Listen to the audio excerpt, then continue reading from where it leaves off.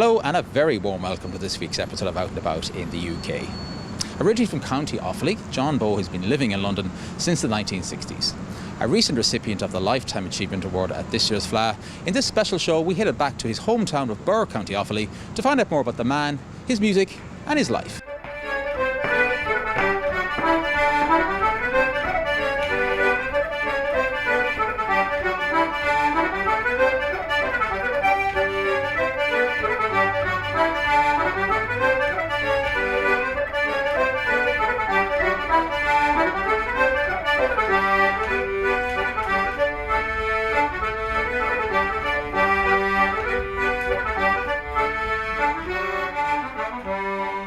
I come from a musical family in Bowe in County Offaly. My mum's accordion was always out of the case, and so when I'd come from school I'd pick it up and I was fiddling around, and I found out I was able to play a tune, and the first tune I learned was "How Much Is That Doggy in the Window." It was a big hit at the time. And then I started listening to The Job of Journey Work, which is aired every Tuesday night at 7 o'clock, presented by Kieran McWahuna. And again on Sunday afternoon it was called Kyoto Tira. And the both Sundays of the hurling final and the football final, even though it was only a 15-minute slot, Kieran McWahuna used to play the music from the two counties involved in each final. And I think it was probably then that I first heard Paddy O'Brien playing. I thought, my God, I want to do something, I'll try and do something like this man. The great accordion player from Tipperary, Paddy O'Brien, would say, he said, watch out for there's a young fella up there in Birr, watch out for him. He said that to me one time, you know. He didn't know that I knew John Bowe at all, you know.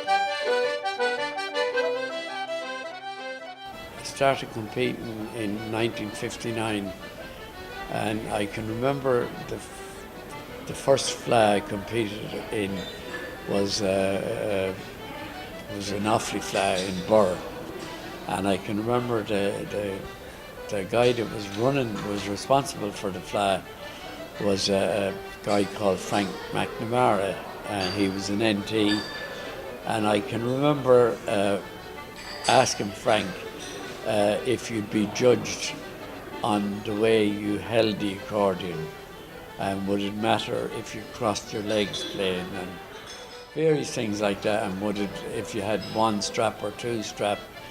And Frank said to me, John, I don't think that would make any difference.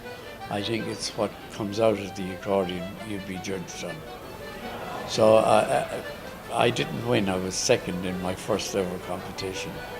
So it was great, and once I started competing I was hungry for competing then. Paddy Duffy in Birr, he's high up in the cultist right now, and he was very high up in Birr at the time too, and he put on tremendous concerts back at that time, back in the 50s, and he invited everybody from Ireland to go, and John and I were invited to Birr to play. And we kind of teamed up then over the years, and we played in the competitions and won duet competitions, and we won trio competitions, and John would win the accordion competition, and I would win the fiddle competition. Then we went on to doing that in the senior competitions and did pretty much the same thing. The next year the Fleadh was in Mullingar, where I live, or I live outside it, but the All-Ireland was in Mullingar, and he won the senior. And we met several times up and down, different concerts in different places around the Midlands, and even down as far as Templemore. We were at a concert one night, all trad stuff now. It was long before I met Tony. It was all trad and flaws and competitions, and I was lucky enough. I never had to go against him because I was piano accordion, he was button accordion. Comhaltas has been very much a part of Birr and the community that we live in. My father was a very accomplished accordion player himself. And because of that, we've had a long association in the area with it. So it was no surprise that we got an All-Ireland winner coming here in 1963 in the name of John Bowe. John was a massive influence on me. I thought he was just a fabulous player, and he was just what he did with the box was just fantastic. He was, I'd say, a core few players there like Paddy O'Brien, Joe Burke, a guy called Michael McCaig from East Galway, a fantastic musician as well, died unfortunately long before his time, and but he would have been in that bracket as well, and of course John would have been he was just very central to that.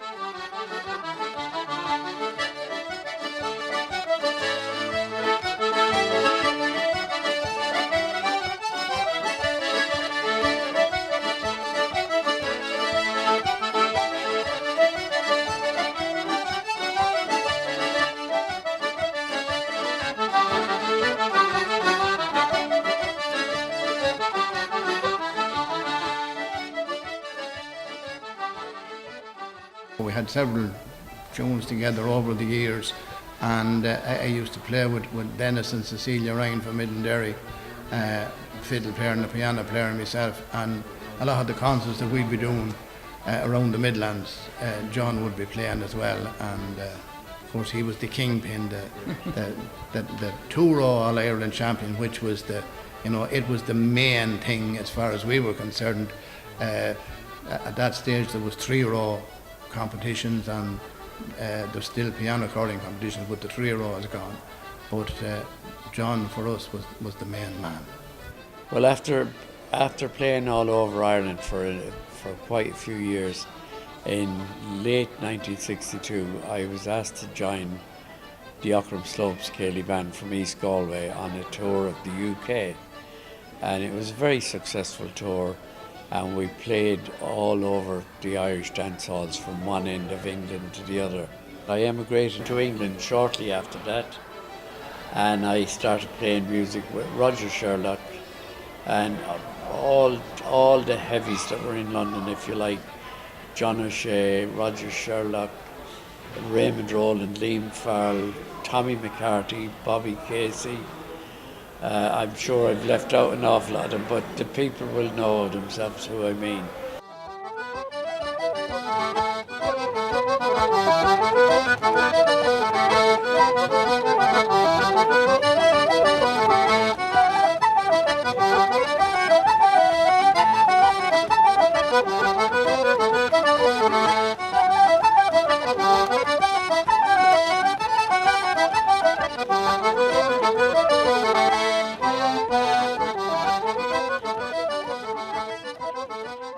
There was the White Hart, the King's Head, and there was the Red Lion in Fulham, and there was the Swan. But the main two pubs would be the White Hart and the King's Head. And they were directly opposite each other. The King's Head was next to the Hibernian Club, and also it was next to Fulham Broadway Tube Station. So it was very, very easy to describe to someone where the King's Head was. Get off at Fulham Broadway, and it's right next door. And the White Hart was facing a real mecca for Irish music. One night 3 or 4 of the Dubliners came in and joined in with us, and that was lovely, wonderful. Barney McKenna, John Sheehan, Kieran Burke, and Ronnie Drew. It was just wonderful. But so many memories I've got with the White Hart that should be preserved. That place, really, for the music that was played there. My dad used to go down and listen to John and Roger, Kevin Taylor every weekend, and it was my dad who kind of introduced me to music and introduced me to John Bowe and the rest of the band members a long time ago. I've got very fond memories of playing many weekends. And when I was old enough to travel and follow music, I used to go to London all the time, and along with John Carty we would go to the White Hart, and we heard there was different great players playing there all the time, including John on different nights. not long after that, I used to go up and joined in with John playing in a pub called the Shakespeare on the Holloway Road. And he used to play there on a Saturday and Sunday night with Brenda Mulcair and Mary Conroy. And John and I often played on a Friday night in the Shakespeare. Now I'm from Brooklyn, so I managed from the little stories I knew about the White Hart and the great Liam Farrell. These were names that we would have heard, and of course Raymond Rowland, Roger Sherlock. So it's funny how the names were kind of migrating back and forth across the Atlantic. It was pretty cool. The people in Ireland and the people in America looked to London for good music. I remember Ciarán Mac Mahoney came over from Radio Éireann at the time to record, and he brought back some wonderful musicians. Brendan McGlinchey and Frank Teague, I think, was on the guitar, and just Raymond Rowland and Bobby Casey and all of those great musicians that kept the flag of Ireland flying.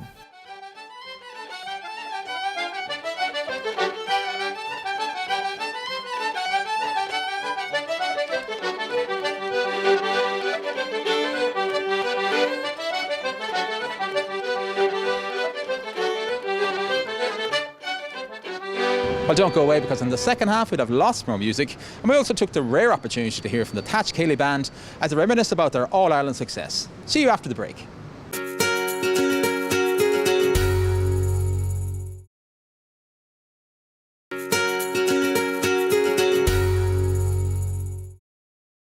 You're very welcome back to the show.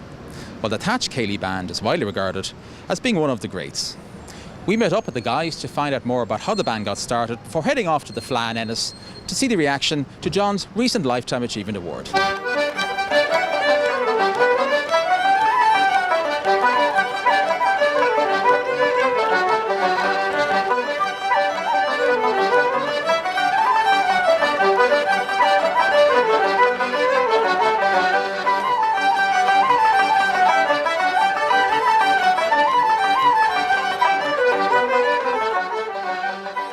It would be the early 80s.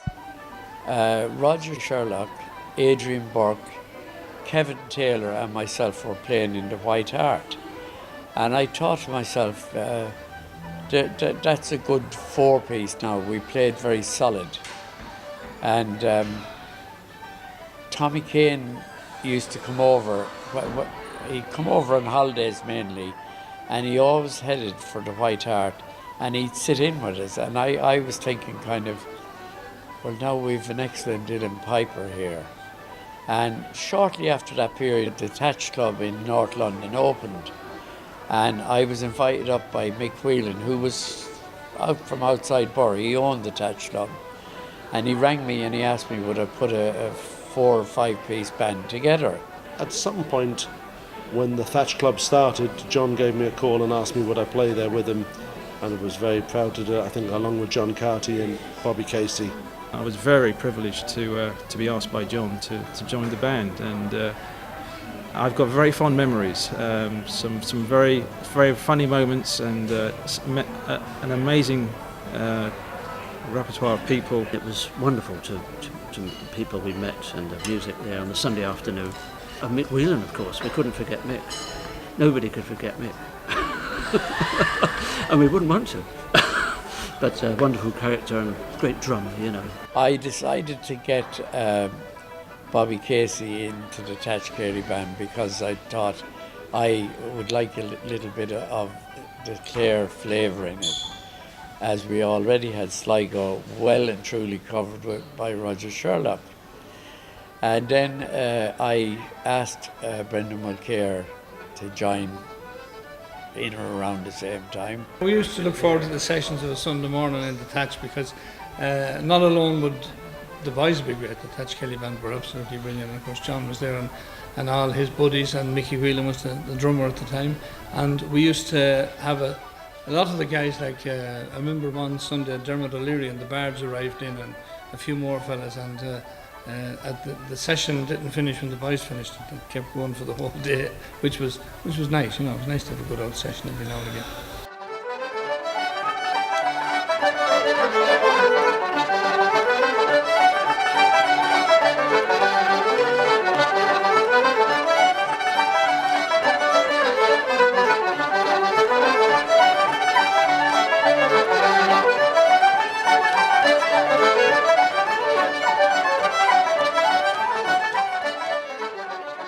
when we started going to competitions, it was a different sort of scene, and it was far more serious then. And we did have some great times, and not so great times trying to work out tunes and what we should play. That was the difficult part. But once we're up on the stage, it was great being together with the band members. All the discipline during the day for our team of lads, which took a bit of doing, and standing, waiting to play, and going up and playing. I can remember with some of the fantastic reactions that we got, and were inspired by the crowds when we went on the stage in those years, 86, 87. 1986 was a very memorable year for me as well, because I also won an All-Ireland on the fiddle at the same time, and it was a great time.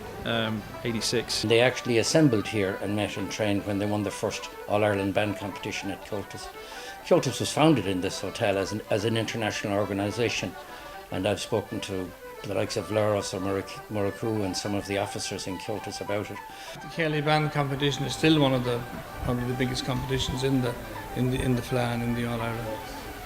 I think the Cayley band competition creates an electricity which is unique. To win it once is a massive achievement, but to win it twice is extra special, I think, anyway. Oh, it was a real thrill. I think it was the second occasion, Barney McKenna came along, and at the end of the competition there was Barney, to congratulate us all, and it was just wonderful. Just another memory of great days,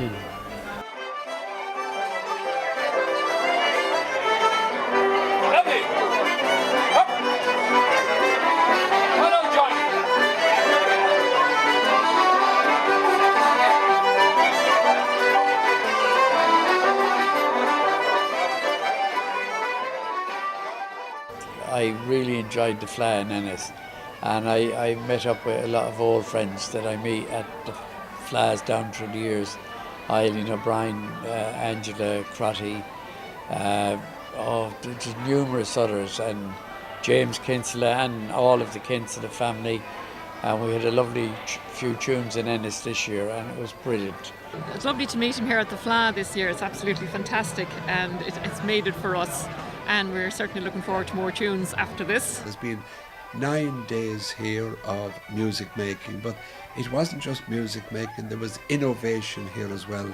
500 major events, like the pageant on the first day, and then finishing with the outstanding Cayley Band Championship. I spent 4 hours sitting with John Bowe, and John telling me stories. Well, I laughed more, just sitting, listening to John Bowe telling stories. And then Brendan Mulcair came along, and for the two of them and the two of us together, just reminiscing about the years that we played music. So musicians share this expertise, and John, I know, continues to share it. He's spoken to me in recent weeks about young people from the area, young people from America, young people from England who have gone on to be recognised, and he has singled out some of these people for special attention, special note. That's marvellous.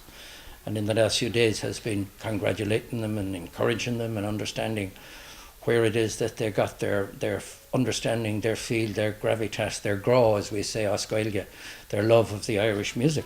The amount of young musicians playing in Ireland, it's frightening, and they're all brilliant. I mean, I heard a young lad, I'm probably a bit biased here, I heard a young lad from Eden Derry in Offaly, Adamar O'Connor, and I believe he's only gone 12 years of age. He's won 11 All-Irelands on various different instruments, and indeed this year he won 4 All-Irelands and was second in one.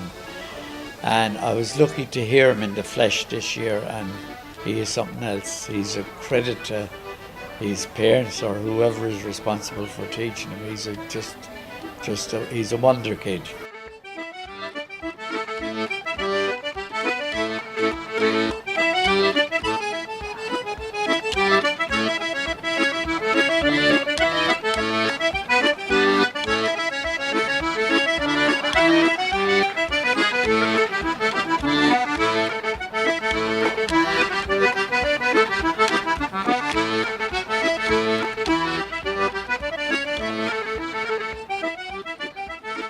Then we had the Bardic Awards, and we had 8 people there, people who are well known, Mick Tubridy, various people, John Bowe, all of those got awards. I was humbled and honoured to receive such an award because I played music all my life, but I played it for love. I would have played it anyway because I love our Irish culture. The reason they got awards is because they stand out for their contribution to Irish music, and I happened to be there on that night, and it was a feast of authentic traditional music. And I'd like to say a special thanks to Joltis, and especially to Laura Ross and Murraku, who I go back many, many years with. I remember Laura Ross and his wife.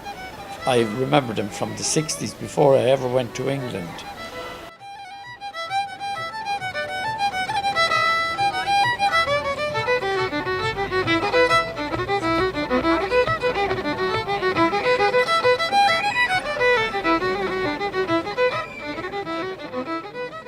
It's a well-deserved award. John has been a great ambassador for the music, Offaly music in London and throughout the world. He's well known. A fantastic achievement for John to have recently got the Bardic Award, and we wish him many more awards and many more tunes in 2016 and 2017 and on. It's nice to be recognised for his accomplishments over the years. It's a Hall of Fame recognition, really, for somebody who's been outstanding and has given that contribution for so many years. You know? John was just showing me his Bardic Award, and nobody is more entitled to it than him. But I'm still a little bit jealous that he got and I didn't. But as I say, he's a bit older than me, so maybe you can name his age to might give me one as well.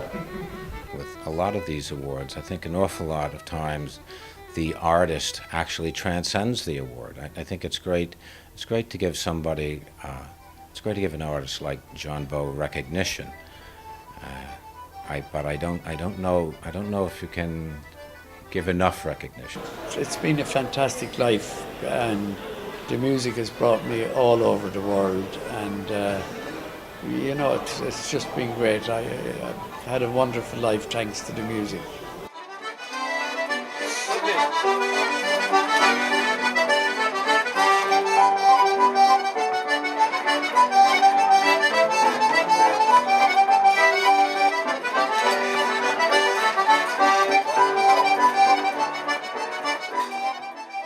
Well, congratulations there to John, and many thanks there to all the musicians and friends who took part. If you'd like to contact the show, send an email to ian@irishtv.ie. You can also find us on Facebook and on Twitter. Unfortunately, that's all the time we have right now, but do come back to us next week when we'll be out and about in the UK.